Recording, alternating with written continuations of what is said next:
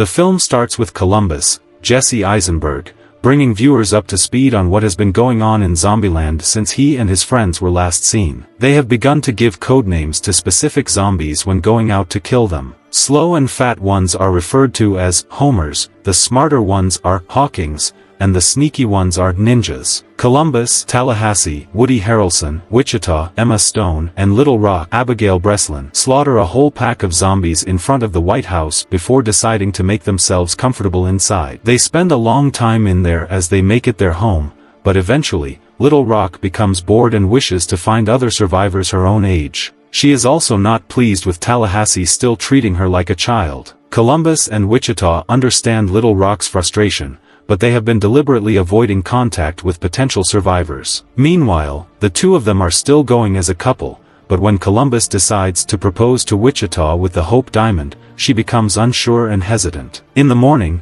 Columbus and Tallahassee find a note from the sisters that states that they have left with Tallahassee's truck, the Beast. Columbus is left dejected and disappointed. On the road, Wichita and Little Rock encounter a survivor, a hippie named Berkeley, Avanjogia. After spending a month together, the guys explore a mall where they find some zombies. They kill them and find a survivor, dumb blonde Madison, Zoe Deutsch. She is excited to not only find a survivor, but one that is a guy. Columbus convinces a reluctant Tallahassee to bring Madison back home with them. She attempts to seduce Columbus, but he is not ready since he still misses Wichita. When Madison threatens to sleep with Tallahassee, Columbus seizes the opportunity. Not long after, the guys hear a noise in the place and discover Wichita has returned to get some guns. She informs them that Little Rock has run off with Berkeley to Graceland in the Beast, which already pisses off Tallahassee, but the final straw for him is when Wichita mentions that Berkeley is a pacifist. Wichita then finds that Columbus is now with Madison,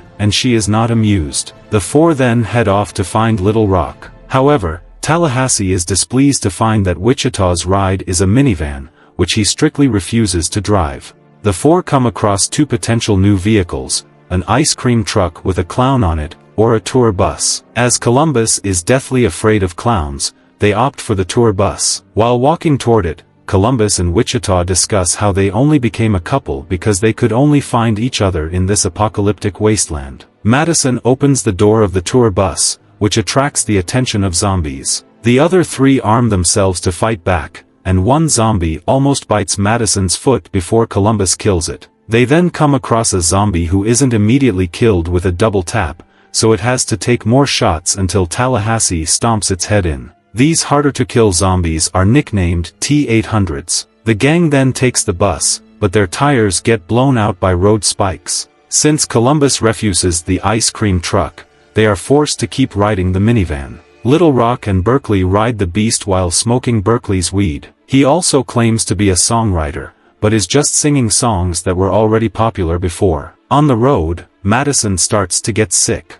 She starts puking and her skin starts looking rotten. They pull over, and Columbus follows her into the woods. She claims to be fine but starts looking more and more like a zombie. He has no choice but to shoot her before going back to Tallahassee and Wichita. The trio make it to Graceland but can't stop Little Rock or the Beast. They drive until they see lights at the Hound Dog Hotel, an Elvis-themed spot. They find the Beast parked outside. They enter the place and meet Nevada, Rosario Dawson, who draws her gun on the trio until she learns they are harmless. She tells Wichita that Little Rock and Berkeley took off earlier that morning but left the Beast there. Nevada also knows about the slaying of Bill Murray, but isn't aware that it was Columbus's fault. She allows the three to stay there for the night. Tallahassee bonds with Nevada over their shared love of Elvis. Berkeley continues the drive with Little Rock as he explains to her that they are going to Babylon, a safe haven for zombie survivors. When they get there, Little Rock is forced to give up her guns since Babylon has a strict no-guns policy, so they melt the weapons down. The next day, Tallahassee goes outside to find a monster truck driving onto the Beast. Stepping out of the truck are Albuquerque, Luke Wilson, and Flagstaff, Thomas Middleditch, who are both essentially doppelgangers of Tallahassee and Columbus. Tallahassee and Albuquerque butt heads while Columbus and Flagstaff compare their sets of rules, or commandments, amendments in Flagstaff's case. After hanging out for a bit, some T-800 zombies start attacking the monster truck. Albuquerque and Flagstaff head out to kill them and seemingly come back victorious, until they are shown to have been bitten and quickly morph into the same super zombies. Tallahassee smashes Albuquerque's head with a guitar while Nevada finishes off Flagstaff with a headshot. Tallahassee asks if it was zombie kill of the year, but Columbus says that honor goes to an Italian man who dropped the Leaning Tower of Pisa onto some zombies. The trio prepare to head off to continue their search for Babylon. Tallahassee and Nevada part ways with a kiss. On the way, they find that Madison is still alive and driving the ice cream truck. It turns out she just had an allergic reaction to eating nuts and Columbus shot over her head. The gang arrives at Babylon, where they also have to give up their weapons. They find Little Rock as well. She seems fine staying there and doesn't think her friends would fit there. That night, Tallahassee decides the others should stay in Babylon while he heads off on his own. He bids his friends farewell, but as he drives away, he notices many T-800 zombies heading toward Babylon as they are attracted by the fireworks that are popping off. He runs back to warn everyone, and he tells them they need to fight back. Since there are absolutely no weapons in the place, Tallahassee comes up with a plan to light the zombies up with biodiesel fuel and fireworks. The gang lures the zombies with the lights before getting ready to light up the biofuel tank. It causes a huge explosion, but it's not enough to kill the massive horde of zombies. The main four accept their fate and huddle together, right before Nevada shows up in the nick of time and runs over some zombies with the monster truck. The gang hopes in the truck, but the zombies flip it over and they have to keep running. Tallahassee puts a second plan into effect by having himself and the group run up to the top of the highest tower in Babylon. The survivors form a path with shields as the zombies chase Tallahassee. He leaps over the edge and grabs onto a hook while the super zombies plummet to their deaths. Two stragglers grab onto Tallahassee's leg, making him almost slip until Little Rock pulls out a pistol and kills them. They pull Tallahassee back to safety. In the aftermath, Wichita decides to accept Columbus's proposal. Tallahassee and Nevada get together while Little Rock breaks up with Berkeley so he can hook up with Madison. The gang, now joined by Nevada, leaves Babylon to continue their journey on the road. Columbus states that he no longer has to keep searching for a home because his home is right there with his friends. They drive off as they are chased by a zombie. A mid-credit scene shows day zero of the zombie apocalypse in 2009, with Bill Murray doing a press junket for a third Garfield movie. Soon, Al Roker and his co-hosts become zombies, and Bill swings into action by knocking all the zombies' heads in.